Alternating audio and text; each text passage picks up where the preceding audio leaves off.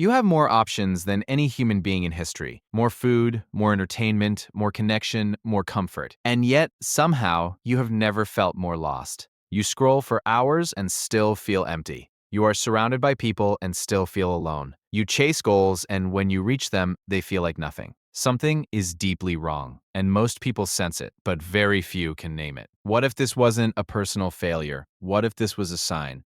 At no point in human history has a generation had access to this much. We have technology that can connect us to anyone on Earth in seconds. We have medicine that can cure diseases that killed millions. We have libraries of knowledge available in our pockets. We have comforts that kings and emperors could only dream of. And yet, this same generation is the loneliest in recorded history. Depression is at an all-time high. Anxiety is normalized. People in their 20s describe a deep, wordless feeling that something is fundamentally missing, not from their circumstances, but from within themselves. How is this possible? The answer is not complicated, but it is deeply uncomfortable.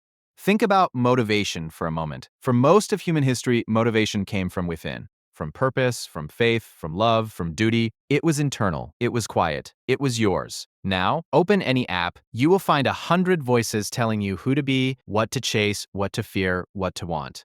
Motivation is now a product. It is sold to you in 30-second clips by strangers who do not know you. The same happened to meaning, to identity, to beauty, to friendship. Everything that was once internal, once sacred, has been pulled to the outside, displayed, performed, measured in likes and views and followers. When was the last time you did something that no one could ever know about, and it was enough? We have outsourced our inner lives, and in that process, we have lost them. The virtues that once defined good character are now rebranded as weaknesses. Loyalty is naive, humility is lack of ambition. Faith is ignorance, contentment is laziness. Meanwhile, the things that corrode us from the inside are glorified. Competition is a virtue, fear is monetized, envy drives entire industries, and arrogance is simply called confidence. The values that once held human communities together, trust, sincerity, faithfulness, compassion, have been pushed to the margins. And what replaced them is a performance, a collective game where everyone pretends to be happy, pretends to be successful, pretends not to be afraid. But the painful truth about that game is this: when everyone is performing sincerity, no one is actually sincere. There are no winners in a world built on pretending. Everyone eventually loses. Now, here is what many people do not know. 14 centuries ago, the Prophet Muhammad, peace be upon him, described the end of times, not in vague symbols, but in precise human detail. He described an era when knowledge would be taken away and ignorance would spread, when time would seem to move faster and faster, and life would feel strangely short, even as people live longer. When trust would vanish, when people would compete in building tall structures. He described a time when the world would open its treasures to people, and those people would still not feel satisfied. Look around you. This is not a coincidence. This is not a metaphor. These are signs, and we are living inside them. The question is not whether you believe it. The question is, what are you going to do about it? People are searching. Self-help, therapy, dopamine detoxes, digital fasts, or cold showers at 5 in the morning. And some of these things help, slightly, temporarily, but they never fully answer the question. Because the question is not, how do I optimize my life?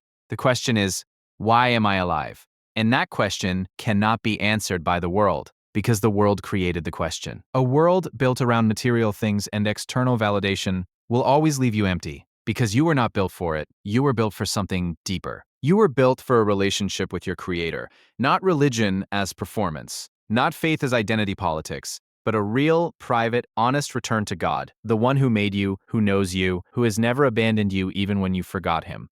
The world will keep accelerating, the noise will keep getting louder, the emptiness will keep spreading for those who chase what the world offers. But it does not have to be that way for you. The answer was always simple. It was buried under layers of distraction, but it never left.